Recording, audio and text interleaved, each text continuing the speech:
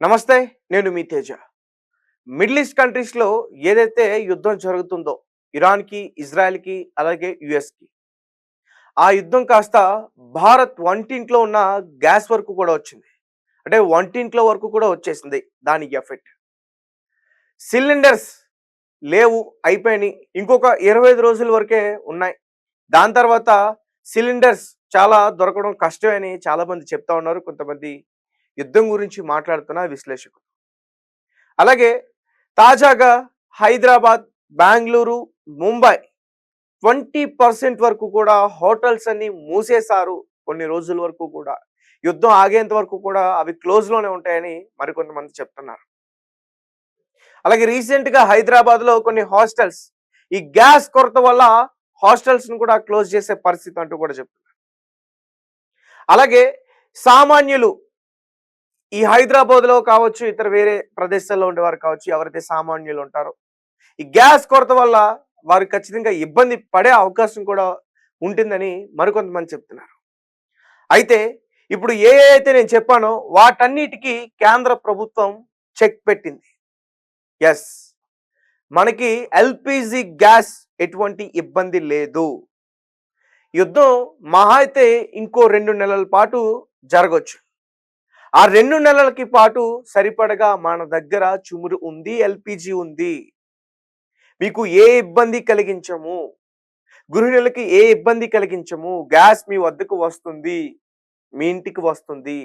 ఎవరైనా బ్లాక్‌లో కావాలని చెప్పి గ్యాస్ లేదని చెప్పి మిమ్మల్ని అంటే అయిపోయింది, లేదు యుద్ధం జరుగుతుందని కొంతమంది బ్లాక్‌లో కావాలని సిలిండర్స్ అమ్మే ప్రయత్నం చేస్తే వారిని పట్టిస్తే మీకు ఒక మంచి బహుమతి కూడా ఇస్తున్నారని చెప్పి కేంద్ర ప్రభుత్వం రీసెంట్‌గా ప్రకటించింది. సో అంటే క్లియర్‌గా నేను చెప్పేదేంటంటే ఎల్‌పీజీ గ్యాస్ కొరత భారత్‌లో లేదు. గ్యాస్ వల్ల భారత్‌కి ఎటువంటి ఇబ్బంది లేదు అని క్లియర్‌గా స్పష్టంగా కేంద్ర ప్రభుత్వం వివరించింది. దీనికి సంబంధించి క్లియర్‌గా కొన్ని విషయాలు నేను చెప్పేందుకు ప్రయత్నిస్తా. అంటే మనకి ఆహ్, కేంద్ర ప్రభుత్వం గుడ్ న్యూస్ చెప్పడమే కాకుండా ఎల్‌పీజీ ఇంకా ఇవ్వడానికి ఒక 10% ఎక్కువగా పెంచింది. ఇంతకు ముందు కన్నా ఒక 10% ఎక్కువగా పెంచింది. అదేంటి మరి ఈ 2 నెలలే అంటున్నారు కదా! ఈ 2 నెలల్లో యుద్ధం ఆగకుండా అలాగే జరిగితే ఒకవేళ 2 నెలల తర్వాత మరి అలానే ఉంటే మనకి మరి ఉత్పత్తి ఎలాగా గ్యాసు, పెట్రోల్, డీజిల్ ఇవన్నీ కూడా ఎలా అని చెప్పి మీ అందరికీ కూడా ఒక సందేహం ఉండొచ్చు. అయితే భారత్ కేవలం ఈ హర్మోన్ జలం సంధి అక్కడి నుంచి ఏదైతే ట్రేడింగ్ అవుతుందో గల్ఫ్ కంట్రీస్ నుంచి వచ్చే ఈ చుమురు, ఈ ఎల్‌పీజీ ఇవంతా కూడా అక్కడ ఆధారపడైతే ఏం లేదు. కేవలం అక్కడ ఒక 15-20-25% వరకు మాత్రమే భారత్ ఆధారపడి ఉంది. భారత్ ఎంత తెలివిగా ఆలోచించిందంటే ఆ 20%ను కూడా దానికి ఎటువంటి ఇబ్బంది కలగకుండా భారత్‌కి క్షేమంగా తీసుకురావాలని చెప్పి ప్రయత్నించింది తప్ప, దాని మీద అయితే మాత్రం పూర్తిగా ఆధారపడి అయితే మాత్రం లేదు. మొన్నటి వరకు మనం అనుకున్నాం. నేనే అనుకున్నా. అరే! ఇంకొక 25 రోజులేనా ఈ పెట్రోలు, డీజిల్ తర్వాత మన పరిస్థితి ఏంటి? ఒక పక్కేమో చాలామంది ఈ యుద్ధానికి సంబంధించిన విశ్లేషకులు యుద్ధం ఇంకొక 2 నెలల్లో ఇలాగే సాగొచ్చు. అమెరికా వెనక్కి తగ్గినా, లేకపోతే ఇజ్రాయెల్ వెనక్కి తగ్గినా, ఇరాన్ వెనక్కి తగ్గే పరిస్థితి లేదు. ఎందుకంటే ఇరాన్ ప్రతి ఇయర్‌కి ఏదో పేరు చెప్పి అటాక్ చేస్తా ఉన్నారు. క్లియర్‌గా దీనికి ఒక సొల్యూషన్ లేదు. కాబట్టి ఇరాన్ యుద్ధం ఫైనల్ సొల్యూషన్ వచ్చేంత వరకు కూడా ఆపకూడదని డిసైడ్ అయింది. ఎందుకంటే వారికి తగలాల్సిన దెబ్బలన్నీ కూడా తగిలాయి. ఇంకా తగిలినా మేము తట్టుకోవడానికి సిద్ధమే. కానీ మాకు కావాల్సింది ఫైనల్ సొల్యూషన్ అంటూ కూడా కూర్చుంది. మరి ఇలానే జరిగితే కేవలం భారత్‌కే కాదు ఇతర దేశాలకు కూడా చాలా నష్టం కదా! అన్ని రకాలుగా.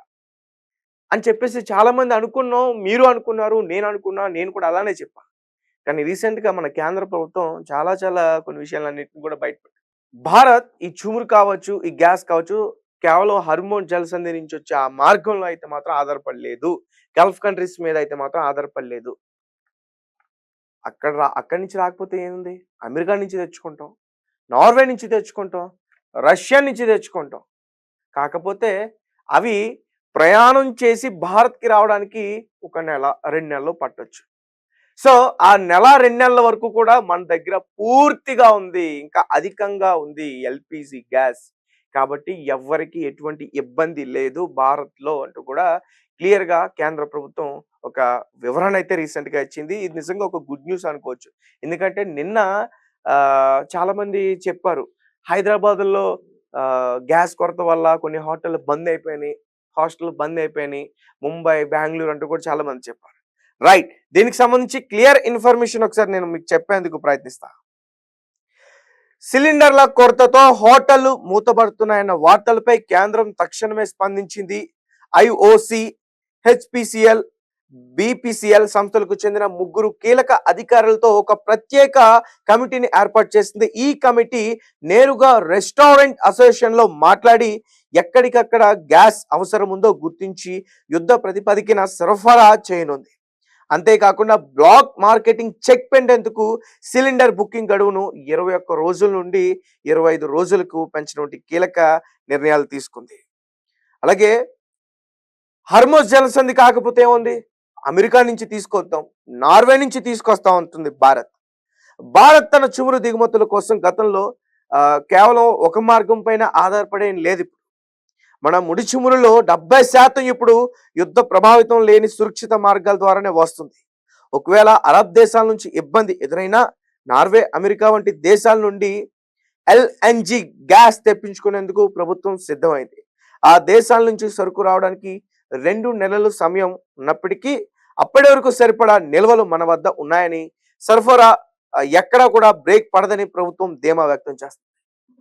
సో ఇదైతే ఖచ్చితంగా భారత్ గృహిణులకు ఒక గుడ్ న్యూస్ అయితే మాత్రం చెప్పొచ్చు. అండ్ మీ కామెంట్స్ ఏంటి? మీరేం చెప్తారు? మీ అభిప్రాయం ఏంటి?